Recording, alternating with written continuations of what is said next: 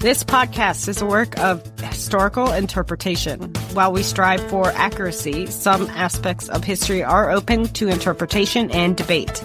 Thank you for listening.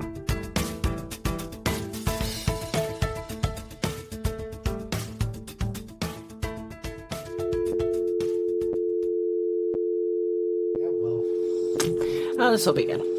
This will be very good. In the beginning, there was a dial tone. And lo did the modem screech like a demon clawing its way out of digital hell. And still, we waited patiently just to check our Neopets. Or to download a grainy JPEG of the Enterprise D in 7 hours on a school computer using Netscape Navigator. And you couldn't touch the phone line while it downloaded. We were digital pioneers, living on the edge, one disconnected landline away from disaster. Today, we're digging into the story behind that screech, that cable, that glorious, terrible, world-shaking thing called the Internet. I do remember that sound. So, Renee. Yes? Define the Internet. Go. Okay, it's tubes. A series of tubes with cats inside. Excellent. That's a direct quote from U.S. Senator Ted Stevens, 2006. In 2006. The Internet is not a big truck. It's a series of tubes, and that, ladies and gentlemen, is how our government was regulating broadband. Honestly, not entirely wrong.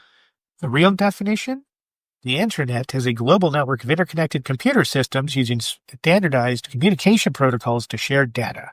Ooh, look at you with your standardized protocols. That's how you know I've done my homework. But really, it's the backbone of our lives now, and its origin, surprisingly dramatic. Military funding, nuclear paranoia, geeky idealism, and a whole lot of trial and error. Like a sci-fi thriller crossed with Revenge of the Nerds. Have you seen that movie? Not in 30 years. Okay, you at least know it's a movie. Yes. Exactly. Today's story takes us from Cold War bunkers to Silicon Valley dorm rooms. We're covering everything. The birth of ARPANET, the hacker kids of the 80s, Geocities, TikTok, and yes, Tron. We're also dragging Dan's embarrassing live journal into the light. I can't wait. I swear, if you bring up my Buffy the Vampire Slayer fanfic again. You had chapters. Moving on. Sorry. What's so funny? Buffy the Vampire fanfic. Were you a Spike or an Angel? Willow. Okay. Bear. I was a Spike. Always Spike. Though I do love David Boreanaz, but Spike. So to really understand the Internet, we have to go way back, way back. Picture it. 1940s, World War II, no cell phones, new Google, not even Pong. No memes, only war. But out of war came innovation.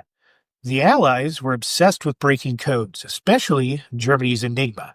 Enter Alan Turing. Sorry, I just want to make a joke about it. Anyways. What joke are you trying to make? No, I was going to talk about the actor that played him.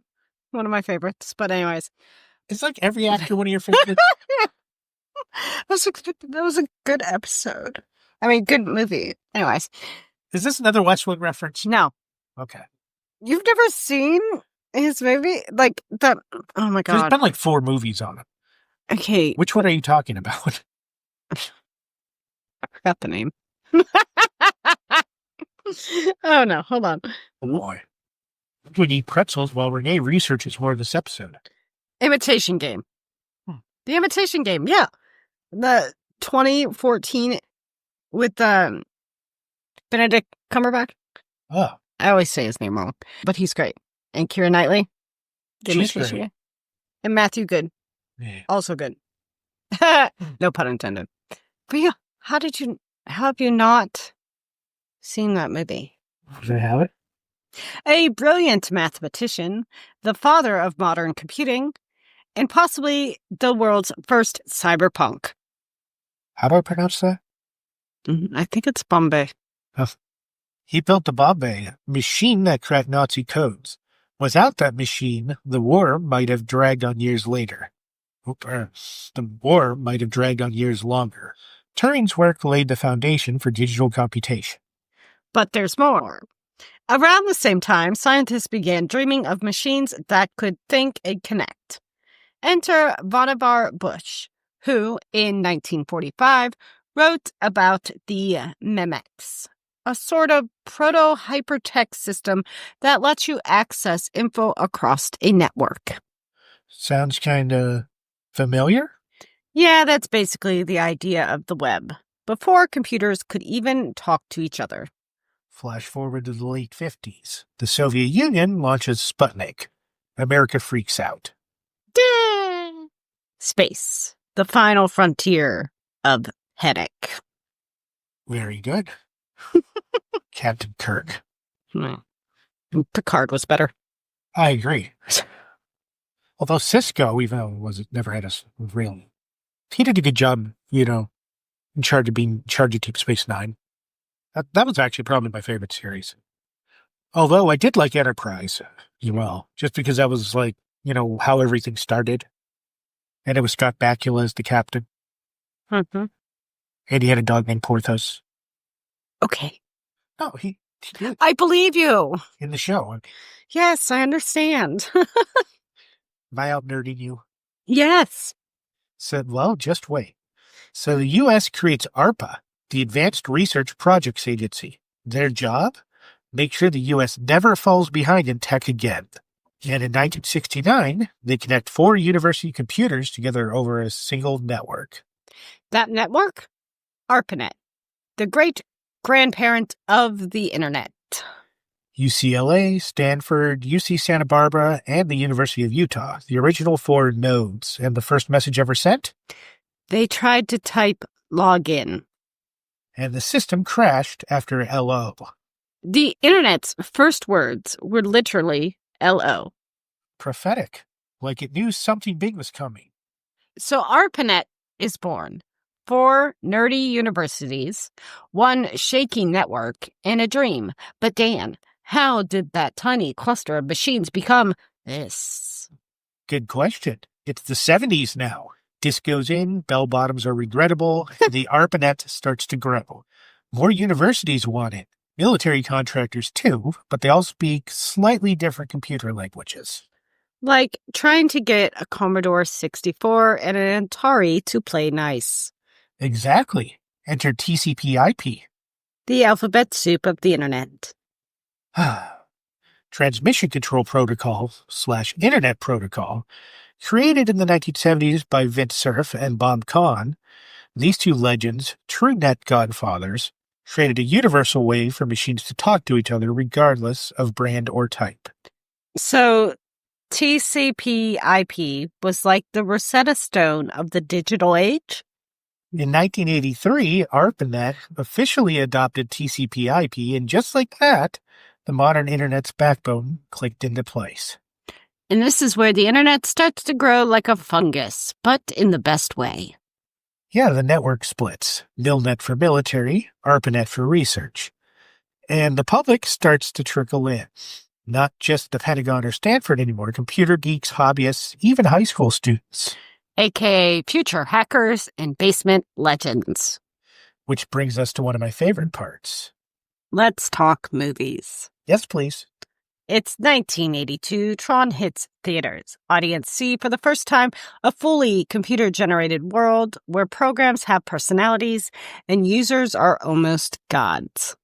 A visual feast. And although it bombed at the box office, Tron Ares comes out soon. It became a cult classic that inspired thousands of future programmers. Flash forward to 1 year later. War Games, 1983. A teenager named David Lightman hacks into a government supercomputer thinking it is a video game company. I do remember this movie. It's a good one. Matthew Broderick. Mm-hmm. Would you like to play a game? Global thermonuclear war. I'm afraid. He almost triggers World War III, And the scariest part? The Pentagon really didn't take it seriously. After war games, the U.S. passed laws, real ones. It freaked them out so badly that Congress held hearings on computer security. The Computer Fraud and Abuse Act of 1986 was basically war games legislation. Also, let's not forget the arcade boom. You've got Tempest, Defender, Zork. Zork was a text-only game. You were in a dark cave.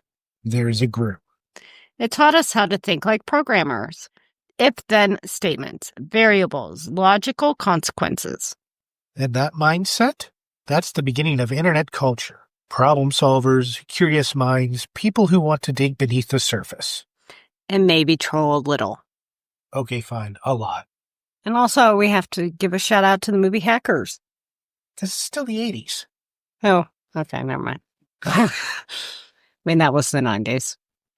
Okay, so we've got the infrastructure. We've got movies hyping up cyberspace, but we still don't have the web. Also a good movie.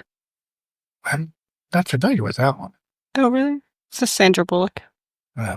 Around the same time period of Hackers. Really, the only movies I remember seeing her in was Speed and Speed 2. Wow. Yep. Right. For that, we go to 1989. The scientist named Tim Berners-Lee at CERN had a problem. How do you share information across different computers, departments, and systems? He invents something beautiful. Hypertext Transfer Protocol, URLs, HTML, all the building blocks. In 1991, the first website goes live. And what was it? Just a basic page about how the World Wide Web works. You can still visit it. It's basically the internet's baby book. Aw, so precious. By 1993, the Mosaic browser hits the scene. Made by a team at the University of Illinois, led by Mark Anderson. Mosaic could handle text and images on the same page. What is this witchcraft? It was the beginning of the graphical internet. Netscape came next, and the dot-com explosion followed right behind. Beep, beep, beep. That sound haunted my childhood and me now. It was our dragon's roar, guarding the gates of cyberspace. Dial-up internet meant you could use your phone line to connect. You couldn't call grandma and surf AOL at the same time. And AOL was huge. You've got mail. Remember that? Just watched that movie the other day. Actually. Still gives me chills. AOL, Prodigy, CompuServe. These were portals. Walled gardens with chat rooms, news, and games. And yes, emails. Hint spam. So much spam. Also, Geocities, Angelfire, Tripod, websites that looked like ransom notes. Blinking text, Starfield backgrounds, MIDI music that autoplayed. And don't forget the hamster dance. How could I? It lives forever in my nightmares. That era was wild. The first forums, early blogs, flash games, weird quizzes, and everyone's homepage had a hit counter. And we were starting to figure out something important. The internet wasn't just for researching. It was for self-expression and weirdness, and communities that didn't exist in real life. It was becoming human. Okay, it's the late 90s. The internet is the new Wild West, and venture capitalists are throwing money at anything with .com in the name. Literally. You could start a website about exotic pet diapers and probably get $2 million in funding. And someone did. Pets.com. Their mascot was a sock puppet dog. It had a Super Bowl commercial. They went bankrupt in less than 2 years. That whole era was a frenzy. Amazon, eBay, Yahoo, all born in the 90s. Some thrived, most crashed. Investors didn't care about profit, just growth, clicks, traffic, eyeballs on screens. Then the bubble burst in 2000. The NASDAQ tanked, companies vanished overnight, layoffs hit hard. It was like digital gold fever had collapsed in on itself. But a few survivors crawled out of the ashes. Google launched in 1998. It was clean, fast, and compared to the chaos of Yahoo's homepage, revolutionary. Also, we started seeing early versions of what we now call influencers. Like Jenny can. Yes, Jennifer Wrigley.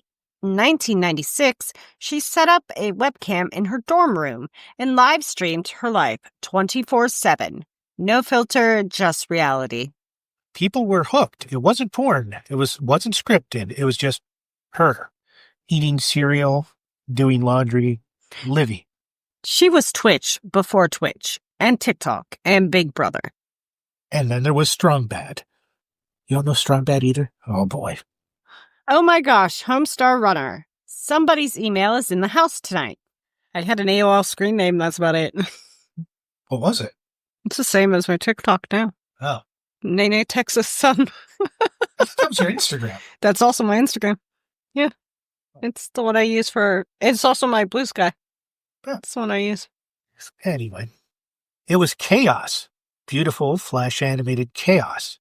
And proof that the internet had a sense of humor that could be creative, not just corporate. I also still have the same phone number from when I first got my cell phone. So, I don't change much, that's my point. That explains it. In the early 2000s were a turning point. Forums like Something Awful, 4chan, and Reddit started incubating what we now call internet culture. Memes were being born. Rage comics, advice animals, rickrolling. Oh yes, never gonna give you up. Don't. Never gonna let you down. I warned you. Anyway, enter MySpace. A beautiful train wreck. Tom was everyone's first friend. Your profile played your favorite song, and drama over who made it into your top 8 could mend friendships. But for real, it taught millions of kids how to write HTML and CSS just to customize their profile, although I remember not a thing about how to do it now. HTML's still the same. I'm saying I don't remember anything. I did have a MySpace, wish I could find it again, but we've tried and that failed. Yeah. And it showed that people wanted to live part of their lives online, to curate an identity, to connect. Then Facebook showed up in 2004, college only at first. I also had that in 2004. Well, maybe 2005. Clean design, real names. It was like a social media version of a country club. Invite only, but it spread like wildfire. And it was also built so that guys could judge girls based on their looks. Let's be real. Thanks, Mark Zuckerberg. That's the internet. By 2006, it was open to the public. And by 2010, it's a juggernaut. And then there's Twitter and YouTube and Instagram. Suddenly, everyone's a brand. And everyone's a critic. We weren't just watching the internet. We were the internet. All right, now we enter the age of magic. Phones smarter than computers that launched Apollo 11. We still have to do our Apollo episodes. We were talking. I know. We do. Definitely do. Smartwatches, smart TVs, smart fridges that judge your expired yogurt. By 2012, over 2 billion people are online. By 2020, that number is closer to 5 billion. And everything is connected. Your thermostat, your car, even your dog's collar, probably. The internet's... Wait. The Internet of Things, IoT. That's an I. Okay. The Internet of Things, IoT. It's convenient, it's cool, and it's kind of creepy. Because now your refrigerator knows when you're lying about your diet. And your Alexa might be eavesdropping. Or Siri. Oops. And let's not forget streaming. Netflix started as a DVD service. I had the DVD service. So did I. I still have some of them at home. Because you never sent them back? Never dropped them back? Whoops. I've got some of the stuff that I've still never even seen streaming anywhere, like a lot of Peter Jackson's old movies, like his horror movies that he did before Lord of the Rings. Yeah. Anyway, I'll better delete that because that's probably illegal. And also, let's not forget streaming. Netflix started as a DVD service, then flipped the industry to online video. Now we've got entire series created just for binge watching while crocheting. Our attention spans are toast, and buffering is basically a hate crime. Absolutely. How dare they? And music, Napster, LimeWire, then Spotify. The way we consume media was flipped upside down. And don't forget about Apple Music. Huh. It's all an instant, all the time. No dial-up screech, just tap and go. But not everything online is sunshine and memes. No, there's the dark stuff. The stuff under the surface. The dark web. Not to be confused with the deep web, which just means anything not indexed by search engines like your private emails or company databases. The dark web is where things get sketchy. Hidden services, Tor browsers, anonymous forums. It's where whistleblowers post leaks, but also where cyber crime flourishes. And the book Serial Killer Support Group uses the dark web to find other serial killers and have an AA-type meeting. But except for not getting help, they're helping each other be better at their craft. That's the book I'm reading right now by Saratoga Schaefer. It's a good one. It reminded me of this. Do you moderate those meetings? I do not. Oh. No. I was checking. This is a fiction book, obviously. Continue. No, it's not. Identity theft, stolen data, illegal marketplaces. And it's not just shady individuals. We're also talking state-sponsored attacks, cyber warfare, election meddling. Surveillance capitalism, your data is gold. Every click, every scroll, it's logged, bought, and sold. Then there's cancel culture, trolling, doxing. The internet can amplify cruelty just as fast as it does kindness. But it can also be a tool for activism, awareness, and justice. It's a mirror of us, flawed, weird, complicated. And still evolving. All right, let's talk about something big and kind of invisible. The internet isn't one place, it's many now. Right? It used to feel like one big hallway. Now it's a billion tiny rooms with different locks, rules, and vibes. Kind of like that scene in Wreck-It Ralph when he's going through the internet. Yes. Love that movie. What? Good one. We've gone from centralized platforms, Facebook, YouTube, Twitter, to a fragmented internet, Reddit, Discord, Mastodon, Substack, Telegram, private Slacks, Patreon bubbles, etc., etc. The vibe is choose your own silo. Some of it's good. People find tighter, safer communities, but some of it creates echo chambers. Fewer shared experiences, more division. And let's not forget paywalls. Suddenly, the free web costs a subscription per creator. We're living in the micro-internet era.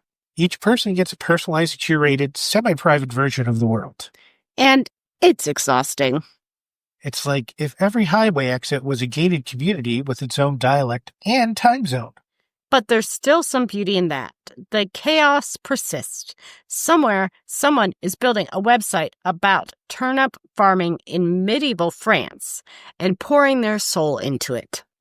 Godspeed, you digital farmer. So where is all this going? What's next, as the president likes to say on The West Wing? I couldn't resist. Thank you, Bartlett. Right now, we're standing at the edge of a cliff and staring into the clouds. Literally. Cloud computing, streaming, edge AI, blockchain, VR, the metaverse that isn't quite. There's a lot of vaporware and hype, but also real transformation. I mean, AI writing news articles, deep fakes, real-time translation. The idea of truth itself is shifting. Some futurists talk about the splinternet, different versions of the web emerging in China, Russia, the West, each with its own rules, cultures, firewalls. And then there's the question of regulation. Who owns the internet? Who should?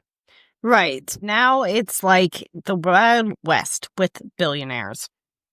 We have people like Elon Musk, literally controlling satellites. The next decade could bring radical decentralization or terrifying consolidation. Or both. Knowing the internet? Probably both. At once. In 37 tabs. Don't look at my screen. Don't look at my screen. Too late. I see nothing but tabs. I did not want to see that tab. Let's pull back, zoom way out, because what we've built isn't just a network. It's a nervous system, for the species. The internet remembers. For better and worse, it preserves memories, thoughts, mistakes, achievements, and regrets. It lets a kid in rural Kansas talk to an artist in Seoul, a linguist in Lagos meet a jazz pianist in Iceland. It spreads lies and truth, beauty and horror, all at once. It's neutral, but the way we use it, that's on us. It can amplify our best selves or our worst. It's not just a tool anymore, it's an extension of who we are. We are the internet. All of us. And what we do with it next matters. All right, Dan, let's bring it home. What did we learn? We learned that the internet didn't just show up one day. It was forged by war, by curiosity, by innovation, by awkward nerds with pizza-stained keyboards. It was born in bunkers, raised in basements, exploded across dorm rooms, and now lives in our pockets. It's a mirror, a megaphone, a memory bank, a playground, a battlefield, a home. Oh, is that me? Yeah. Sorry. It brought us together, tore us apart, made us laugh, made us cry, and made a billion people watch a kid bite his brother's finger. And honestly, that's kind of beautiful. Whether it's TikToks or telegraphs, Discord or dial-up, the thing that keeps driving us is the same. Connection. That and an endless thirst for cat videos. Thanks for surfing with us through history. This has been an episode of Time Tellers. If you liked it, don't forget to clear your cache, delete your cookies, and leave us a 5-star review. Again and again and again. On all platforms that allow it. Yes. Please and thank you. Catch you next time when we dive into the forgotten world of chain letters, cursed email forwards, and why your aunt still believes Bill Gates is giving away free laptops. Until then, stay logged in, stay weird, and remember, don't feed the trolls. Bye!